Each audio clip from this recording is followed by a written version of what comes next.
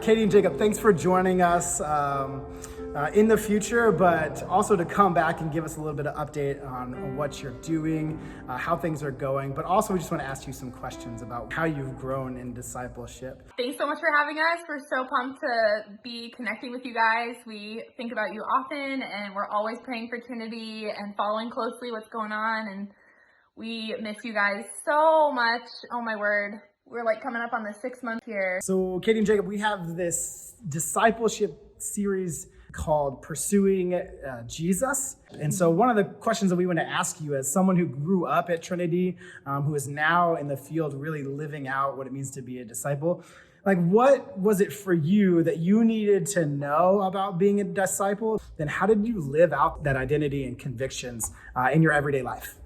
Figuring out what it meant to be a disciple. In the beginning for me, that was just so huge for me to realize, okay, like I have to be a learner. I have to be asking questions. I have to be seeking out the answers for these questions. And sometimes that looks like studying on my own. Sometimes that looks like asking people who are ahead of me, who are wiser than me, who have been Christians for longer, what they think, what their experiences have been. And then even in that early phase while you're a learner, like starting to branch out and realize what it means to be sharing what you're discovering with other people too. You kind of get this like full circle thing. Like, so the disciples were chosen by Jesus. So, you know, when we become believers, we're chosen by God, like we're in his family. Then they sit underneath his teaching. So they're learners. They're not the ones teaching. They're not doing, they're learning. And so there is a period of time where it's appropriate to be a learner, like just, you know, as a new baby Christian, like you've got to learn who Jesus is, what he's all about, what he does. And I think a lot of that is, you know, involved in reading your Bible for sure. That's the number one way I think you can learn what discipleship looks like, because that's our source. But then I think the really important phase, which people sometimes miss, is kind of that next phase, because the disciples, they sat under Jesus while he was there. But then when he was gone, Jesus gave them the Great Commission saying, like, this is not for just you. Like, you have to take this and go and make more disciples. And looking at, like, through Acts and the rest of the New Testament, it's just unbelievable what they were willing to do for the sake of discipleship and making disciples. All right, so one of the things I've been wondering about is, you know, you guys are all the way on the other side of the world, literally in tomorrow. And, you know, that's not something that your average Joe is going to be moved to do. However, there are things through learning and through doing that God is going to ask us to do. How, as Christians, do we use the power that God has given us to push through that fear and get to the other side of it?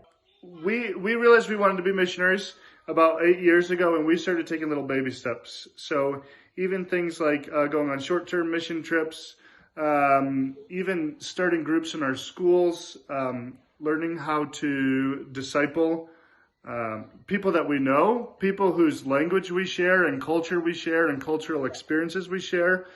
Starting to take bigger steps too. Like before we came to Papua New Guinea, we decided to go on a short-term mission trip as a family, as a whole family, so that we could see how our whole family did in a cross-cultural experience context. The biggest thing we always ask ourselves, because we trust us, we've had moments where we've been like, is this really what we're going to do with the rest of our lives? Lots of moments. Yeah, most of them are from Katie, but the question we always ask ourselves is, okay, are we really going to be satisfied if we don't listen to God? And are we really going to live a fulfilled life? And the answer always came back no, and it was always a clear no. So we just continued to slowly pursue that, and now we're in Papua New Guinea. Knowing God through his word, like who he actually is and who he says he is and what he wants to do with your life, like knowing his character is so important for being able to overcome fears of doing hard things, because you'll know and you'll be confident that God is with you. And there's been times that we're like, if we weren't in this lifestyle, if we were just doing something else and kind of like God was a little bit on the back burner, he'd be so small compared to who he is for us now. What advice can you give from moving from that place of just being a disciple that learns and takes baby steps, but how do you then go to being a disciple that makes disciples? I think giving meaningful work to kids, youth, adults. Everybody wants to have a meaningful work. And so if you're involved in meaningful work throughout your whole Christian journey, like that's where you start to see the Lord and you're much more fulfilled. The cool thing is when Jesus called his disciples, he told them right away what their mission was going to be. He said, follow me and I will make you what? I'll make you fishers of men. So he let them know right up front, you're not going to follow me just so that you can learn what I'm teaching you. You're going to follow me so that you can do what I'm doing with you guys.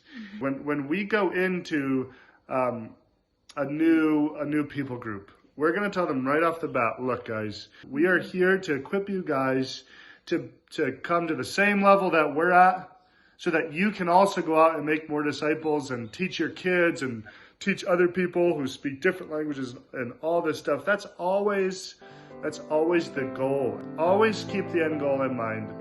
God has called you to be a disciple so that you can be a fisher of men as well.